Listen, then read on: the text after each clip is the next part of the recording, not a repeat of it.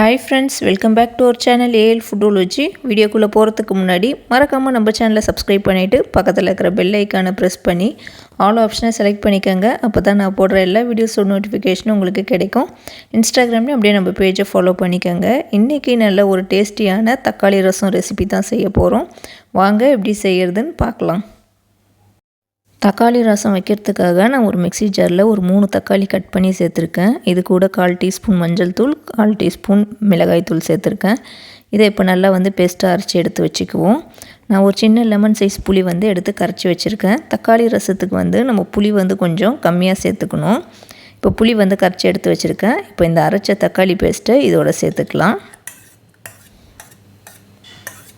இந்த மிக்ஸி ஜார்லேயே நான் கொஞ்சம் தண்ணியை சேர்த்து இதோட சேர்த்துக்கிறேன்.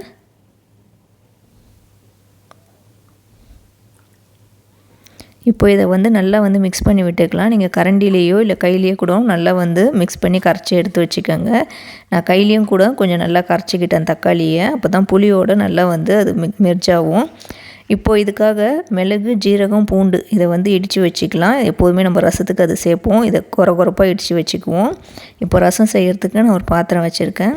அதில் 1 டேபிள் ஸ்பூன் அளவுக்கு ஆயில் சேர்த்துக்கிறேன். கடலை எண்ணெய் தான் சேர்த்துருக்கேன். ஆயில் ஹீட் ஆன பிறகு நம்ம இடித்து வச்சுருந்த மிளகு, ஜீரகம், பூண்டு இதை சேர்த்துக்கலாம். இது கூடவே ஒரு 1/4 டீஸ்பூன் அளவுக்கு கடுகு சேர்த்துக்கிறேன். கொஞ்சமாக கருவேப்பிலை சேர்த்துக்கிறேன். இப்போ கடுகு பொரியட்டும். இந்த பூண்டு, மிளகு, ஜீரகத்தை நம்ம அப்படியே எண்ணெயில் கொஞ்சம் நல்லா மிக்ஸ் பண்ணி விட்டுக்கலாம். இது நல்லா பொரிஞ்ச பிறகு நம்ம மிக்ஸ் பண்ணி வச்சுருந்த இந்த புளி கரைசலை இதில் சேர்த்துக்கலாம். இது கூட இப்போ நான் எக்ஸ்ட்ரா கொஞ்சம் நார்மல் வாட்டர் சேர்த்துக்கிறேன். எப்போதுமே ரசத்துக்கு கொஞ்சம் சாதா தண்ணி சேர்த்துக்கிட்டிங்கன்னா ரசம் நல்லா டேஸ்ட்டாக இருக்கும். தேவையான அளவு உப்பு சேர்த்துக்கிறேன். உப்பு சேர்த்துட்டு எல்லாத்தையும் ஒன்றா நல்லா கலந்து விட்டுக்கலாம்.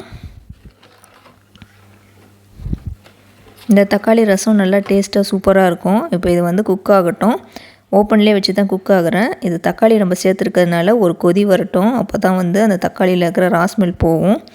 இப்போ இது மாதிரி ஒரு கொதி வரணும். இந்த ஸ்டேஜில் நான் ரச பவுடர் சேர்த்துக்கிறேன். இது ஆப்ஷனல் தான். உங்கள்கிட்ட இருந்தால் சேர்த்துக்கங்க, இல்லைனா இதை ஸ்கிப் பண்ணிவிடுங்க.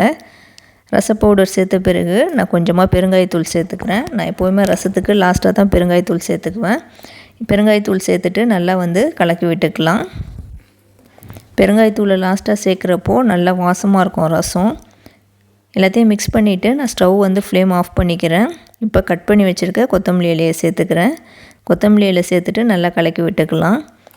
நம்மளோட சூப்பரான தக்காளி ரசம் இப்போ ரெடி ஆகிடுச்சு. இதை உடனே மூடி வச்சுடுங்க. ரசம் எப்போ வச்சாலும் நம்ம உடனே மூடி வச்சுட்டு ஒரு 1/4 மணி நேரம் 20 நிமிஷம் கழித்து நம்ம சர்வ் பண்ணால் ரசம் சூப்பராக இருக்கும். டேஸ்ட்டாக நல்லா வாசமாகவும் இருக்கும். இப்போது நம்மளோட தக்காளி ரசம் சூப்பராக ரெடி ஆகிடுச்சு. இதை சாதத்தோடு மிக்ஸ் பண்ணி சாப்பிட்லாம். அதே மாதிரி தனியாக குடிக்கிறதா இருந்தாலும் சூப் மாதிரி குடிக்கலாம். அவ்வளோ டேஸ்ட்டாக இருக்கும். கண்டிப்பாக நான் செஞ்ச மாதிரி இந்த தக்காளி ரசம் செஞ்சு பாருங்கள். செஞ்சு பார்த்துட்டு எப்படி இருந்துச்சுன்னு மறக்காமல் கமெண்ட் பண்ணுங்கள். இந்த வீடியோ உங்களுக்கு பிடிச்சிருக்குன்னு நினைக்கிறேன். பிடிச்சிருந்தால் லைக் பண்ணிக்கோங்க. இந்த வீடியோவை உங்கள் ஃப்ரெண்ட்ஸ் அண்ட் ஃபேமிலிஸ்க்கும் ஷேர் பண்ணி விடுங்க. நம்ம ஏஎல் ஃபுட்டாலஜி சேனலில் இன்னும் நிறைய பேர் சப்ஸ்கிரைப் பண்ணாமல் பார்த்துட்ருக்கீங்க. அதே மாதிரி ஃபஸ்ட் டைம் நம்ம சேனலை பார்க்குறீங்கனாலும் மறக்காமல் சப்ஸ்கிரைப் பண்ணிவிட்டு பக்கத்தில் இருக்கிற பெல் ஐக்கானையும் ப்ரெஸ் பண்ணிக்கோங்க. தேங்க்யூ ஃபார் வாட்சிங்.